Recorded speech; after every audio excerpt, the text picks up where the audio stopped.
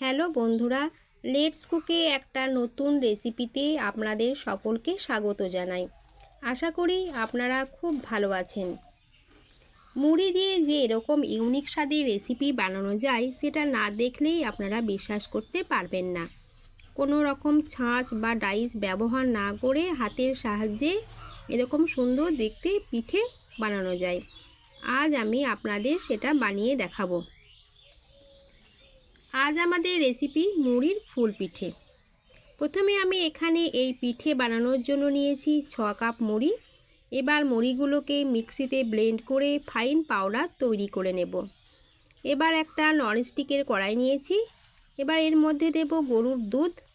আমি 1 লিটার দুধকে আগে থেকে জাল করে ঘন করে হাফ লিটারের মতো করে নিয়েছিলাম। আপনারা চাইলে দুধের পরিবর্তে শুধু জল দিয়েও এটা তৈরি করতে পারবেন, কোনো অসুবিধা হবে না। দুধ দিয়ে ডোটা বানালে খেতে বেশি সুস্বাদু হবে। দুধটা যখন ভালোভাবে ফুটে আসবে তখন এর মধ্যে দিয়ে দেব আগে থেকে পাউডার করে রাখা মুড়ি। এবার খুব ভালোভাবে মুড়ি আর দুধটাকে মেশাতে হবে। অনবরত এই রকমভাবে নাড়াচাড়া করে যেতে হবে। যখন দেখবেন মুড়ির পাউডারটা সমস্ত দুধটা শুষে নিয়ে এরকম একটা ডো তৈরি হবে, তখন গ্যাসের ফ্লেমটাকে বন্ধ করে দেব। এবার এই ডোটাকে ঢাকনা দিয়ে ঢেকে রেখে দেব 10 মিনিটের মতো। এবার পিঠের পুর তৈরি করব। এবার একটা ফ্রাইং প্যানে দিলাম 1 কাপ নারকেল কোড়ানো আর দিলাম হাফ কাপ খেজুরের পাটালি গুড়। যখন গুড়টা সম্পূর্ণ মেল্ট হয়ে এরকম একটা পুর তৈরি হয়ে যাবে তখন গ্যাসের ফ্লেমটাকে অফ করে দিতে হবে। এদিকেও ডোটা 10 মিনিটের মতো রেস্টে রাখা হয়ে গেছে। গরম অবস্থায় ডোটাকে ভালো করে মেখে নিতে হবে।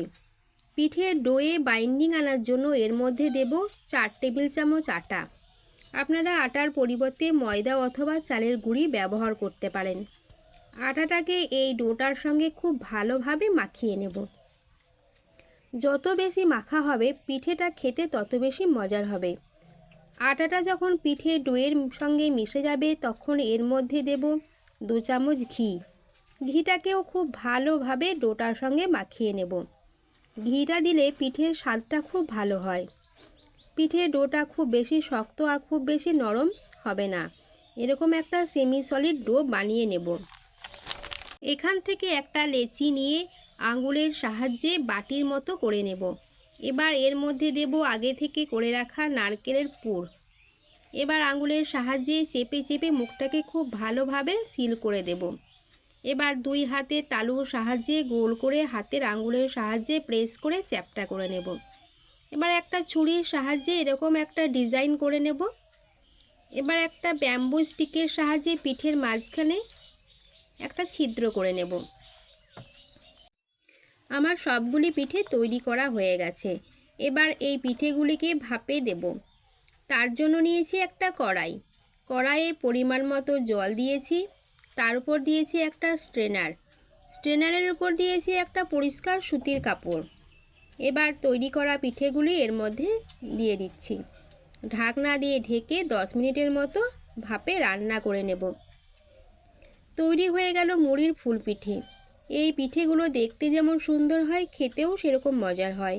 আপনাদের কাছে অনুরোধ, এটা একবার বানিয়ে দেখবেন আর কমেন্ট করে জানাবেন কেমন হয়েছে। বন্ধুরা, আজ আসি। আবার দেখা হবে নতুন কোনো ভিডিও রেসিপির সাথে। ভালো থাকবেন, সুস্থ থাকবেন। ধন্যবাদ।